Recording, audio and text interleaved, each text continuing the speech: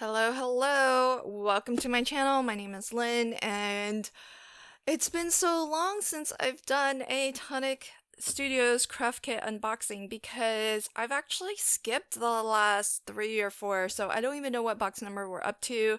This one's called Festive Craft Town. And I picked this one up because it's great for holiday crafting, but I think you can use it all year long as well for different occasions. And the past few that I've skipped, I just felt like I already had similar things in my craft room, or that I just didn't feel like I needed. And while I do have similar things to this, I did feel like this was built and designed a little bit differently, and so I feel like I can get a lot of use out of this particular set. So let me go ahead and dive in. I've sort of taken some things out of their packaging a little bit just to make it a little bit easier to show. But we do get a lot of goodies, and I don't know, it's because I've skipped so many. Oh, look, it's number 57. So, um, this is new to me. Before, this was printed on like one sheet. It wasn't a folded card.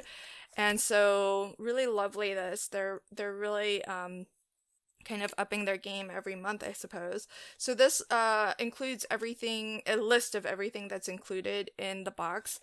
And so let me just start pulling things out and seeing what all we have in here. I do know a little bit because I have opened it. So here we have some double-sided adhesive tape. This is 1/4 of an inch by 82 feet. Wow, seems like quite a lot that you get on this roll, so that's really nice.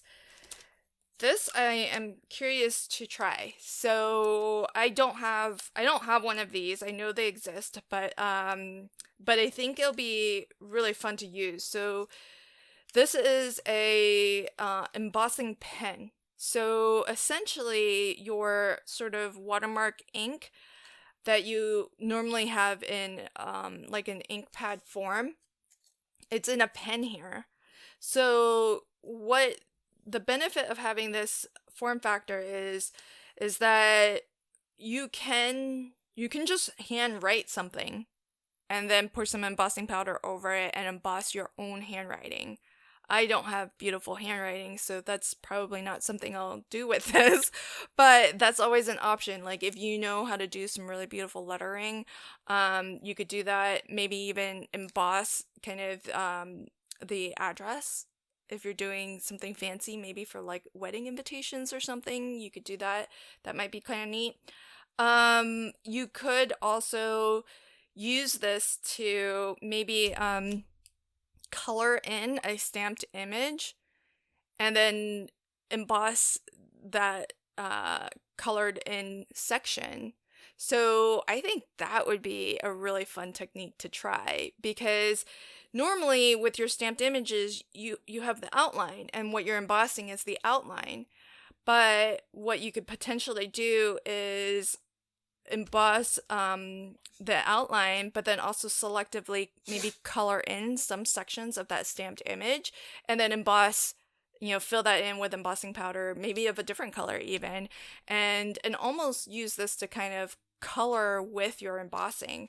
So I think there's some really fun things to try out with that. So I'm really curious to try that out. Then there's a aqua shimmer pen, and this one's in opal quartz. So I think this is just going to give you kind of your clear shimmer, sort of like a Wink of Stella. I don't think I have this. So yeah, I think it is going to be a lot like Wink of Stella because it's got it says a subtle iridescent shimmer effect. So we get that. There's a lot of Nuvo products in this month's kit. We do have some embossing powder, which really makes sense with the embossing pen that we're getting. And this is in Shimmering Pearl. This is a sample pot, so if you were to buy embossing powder from Tonic, it would be in a much larger pot. But this is still quite generous. I mean, you're gonna get a lot of embossing out of that. And then We have Nuvo Drop. I didn't take this one out of its packaging because I actually have this color. So let me pull. I'll probably set this aside for a giveaway. So the color is navy blue, and it's a metallic Nuvo Drop. So there's that. I may as well put that here so I remember to craft with it when I use this kit. Then we have glitter accents. So this is in the color Atlantic Drift. Really jam-packed full of glitter. It's almost like a glitter glue. And so if you were to use this through a stencil, you would just want to be really careful to clean off your stencil really quickly, or just put it in a tub of water, which is what I do. And then when I'm done crafting, at least it's been submerged in water, so it's not going to dry and harden and change your stencil design any. Then this is new. This is a 7x7 pack of 10 card blanks and coordinating envelopes in ivory white. Now, 7x7 is not a card size that I often or ever create, and I'll have to look. So usually with square pieces, through the US postal system, it does cost extra because it's considered non-machinable, so you have to pay that extra little bit. But with a card this size, maybe it's a card for a bit of a special occasion because it is larger than what you would normally expect. I think the largest card size that I've created is 5x7, and in the square format 6x6. So 7x7 will be interesting to craft with. But I guess if you're not a fan of the large card size, you could always easily trim off a couple of inches and get a 5x7, and then you would have 2 extra inches of just ivory white cardstock that you could use. But the problem with doing that is that this does come with the coordinating envelopes. So what are you gonna do with the envelopes? So I'm gonna go ahead and try to use it as a 7x7 card blank, which would be different for me. I usually do small cards, like USA 2 size cards, so a 7x7 canvas seems a little bit intimidating, but I'm game for it. So then we have our papers. So here's where I'm gonna need the inventory list here. So we get classic card in ivory white. So this is the classic ivory white. So you have a nice textured card, that texture weave on one side and it's smooth on the other side. Then we have classic card in Misty Gray, which is pretty nice. I like this shade of gray. I've been trying to use grays more instead of just black or white, just trying to expand my spectrum a little bit. So that's Misty Gray. Then we have a classic card in, oh, that's not it. Oh, here it is. Classic card in Arctic Blue. Again, so we have that textured weave on one side. Oh, look how well this palette, I like this color palette. Then we have classic card in Coral Pink. That's this one here. This is a very lovely, soft color palette so far. I'm really, really loving it. And then we have pearlescent card in Navy Dazzle. Gorgeous.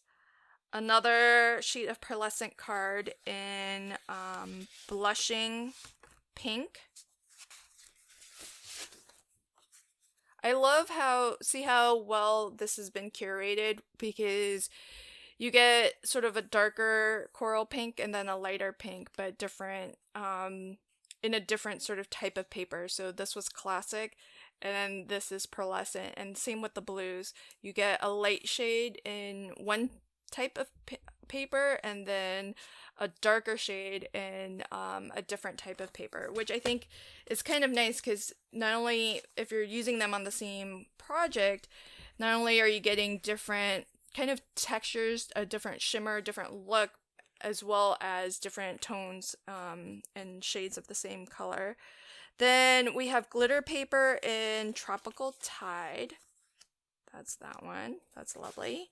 Glitter card in Sugar Crystal. So again, just a different type of, and the Sugar Crystal has some iridescent shine to it, which has some tones of pink in there as well. So this is kind of a nice between the pearlescent and your ivory here. There's a little bit of a mix there, so obviously goes beautifully with everything. Then we have specialty card in Hailstorm. That's gorgeous. I love this textured specialty paper. And on the back, it's just white. So if you wanted to use this look where it's more debossed, you could always ink this up and change the color if you wanted. And then we have mirror card in Chrome Silver. Now this is going to be super shiny, so let me cover most of it so that you can just catch. This is a very, very shiny mirror card in silver. So gorgeous. Love the color palette. I'm a huge fan of blue. It's my favorite color, so I love that we're getting so many shades of blue and in all of these different types of card as well. So those are our papers. Now it's been a few months since I've had the craft box, but I remember that they were starting to include pattern papers, but I guess that won't be the case this time, it doesn't look like. But we are getting a lot of papers, so that was, let me count it up real quick. So 1, 2, 3, 4, I mean there's 5 in just the classic card, which normally we only get like maybe 2. Oh, there's 4 in classic card. 6, 7, 8, 9. So we get 10 sheets of cardstock in a variety of different finishes and textures. So there's that. Then onto the main event. So this month we're getting our quarterly binder, which is fantastic. And then our wallet here has the dies and the stamp set that goes with it. So the dies are super fantastic. I've really started to enjoy picking up various house dies, and I like the scale of this one. I think they're really nice for card making and tags and just a lot of different types of projects. Diorama kind of projects or scene cards. I think you could add these too. So really love that. Basically what you're looking at here is a few, looks like 4 different styles of house fronts. Well, this one's a little bit at an angle, but you get these different houses that you can cut and create your own village scene or any kind of scene really that you want. There's this die will cut some of them will just cut different elements out of your house and not have like a full outline. This one does have a full outline. It looks like there's some portions that get debossed in, and then some portions like the windows that get cut out. Same with, look at this lovely kind of brick pattern, the brickwork here. So this is a good example of this entire face of the house here. There's some brickwork pattern that's debossed in because you can see all of that sort of metal that's raised. So if it's raised, it's going to be pushing into your card. But it's not raised to the level of the cut line, so that's why it's going to leave some in there. But then there's gaps. There's little gaps where you can see that there's no metal at all. And in those portions, these here where it's darker, there's actually no metal there. So what that means is the cardstock that's in that area is going to feel like it's pushed up because everything around it is going to be pushed down. So wherever there's metal, it's going to push down.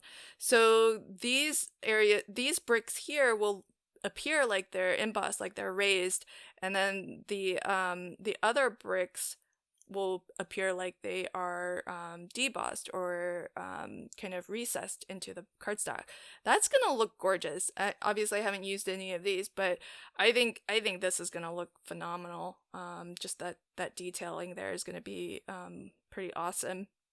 And so, for each of these house fronts or different houses, there is an outline die so that you can kind of back these layers with a different color, maybe to suggest, lights being on the inside of the house.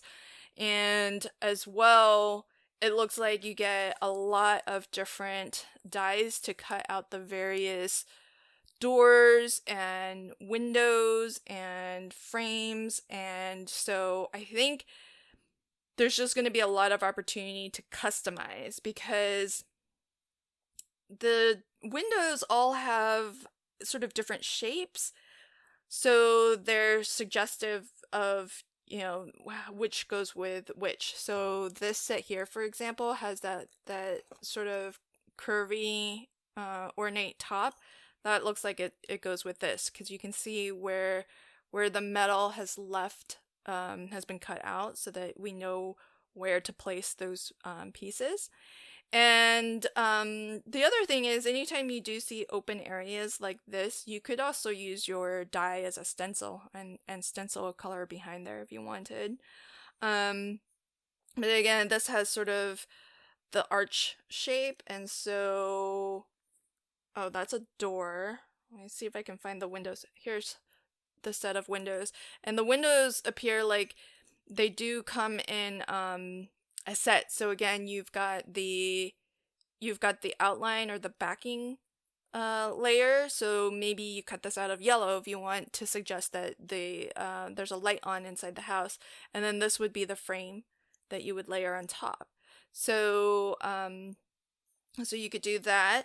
And this piece, I don't know which this piece goes with. This must be part of a house that you can maybe add onto something. Yeah, this will take some experimenting, just die cutting and playing. Oh, that's just, I guess, a fifth option because there's the outline for that. So you have 1, 2, 3, 4, 5 different houses. And then on top of the houses and all of the various windows and doors and things that you can use to build up your house, there are lots of other scene building elements as well. So we get a lamp post. It's pretty cute. I wonder. I'm scanning. I'm looking. I'm just checking to see if there's a backing plate behind the lamp so that you can make it seem as if the light is on. I don't see one. Maybe I'll see it in the course of working with the dies. But is it one of these? I don't know. But yeah, so there's a lamp, there's a cat. You could do a silhouette of a cat. Then there's some Christmas things. So this isn't necessarily Christmas until you start to see some of these things. So there's a Christmas hat, a stocking, a present, which doesn't necessarily have to be Christmas. It could be birthdays. And each of those three appear to have a backing plate. So here's the stocking. Here's the present. Oh, the hat doesn't have one. And then there is, and these actually look like they cut into your card as well, because that's why there's, I guess, the separate outline die, because there isn't a solid outside cutting edge on that. So you can combine the two and get like a layered effect. And then we have some trees. It looks like two different sizes, which is kind of nice if you want to build up like a wintry kind of forest scene. And then it looks like there's some snow. So this might be a bit of snow that, well, that tree looks interesting. There's a very, it's like a straight area here. I wonder if you're supposed to embed some snow there and make it look snowy. I would have rather just have like a tree like that. Um, but there's this little snowdrift which you could maybe put on the roof of your houses as well. I'm sure that would fit on multiple of these. And in fact, I think that's what this is too, is just some snow. And so you could put that on your roofs as well. And what else do we have? I think that might be it for, yeah, I'll have to see what all of these little, there's just so many, everywhere you look, there's just so many little things that, that you can use to customize your houses with. And I think you could even use some of these as, little chimney, because that looks kind of chimney shaped. Oh, that's maybe for this part here. Yeah, your little chimney. So yeah, lots of fun customization that you can do here. Oh, I didn't see this. You even have like a little picket fence, so you could do this will cut out the whole thing. So you could die cut multiples of these and then line the front of your house with that. So there's that. Oh, I didn't even see this one either. This looks like it is, oh, it's got pretty decorative debus detailing around this. So this could be a little tag. It doesn't have the hole, which I like, because then you could just use it as maybe a little label for a sentiment on a card, for example. Or if you were creating like a mini album, I like shapes like these to use as areas for captioning a photo, for example. So so you could use that in your mini albums as well. So really cute. Let me just give you an idea for the scale size of these houses. They're all a little bit different, but roughly it looks to be 1 3/4 by 2 3/4. That's probably the tallest one.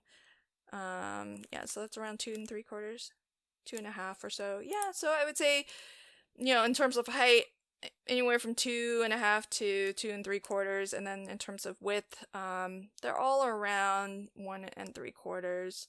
This one's 1.5, and this one's just 3/4 of an inch. So a good variety there, and I think it'll be fun to kind of create your own scene with those. Then there is a small stamp set to go along with it, and this one does look like it is very Christmas holiday themed.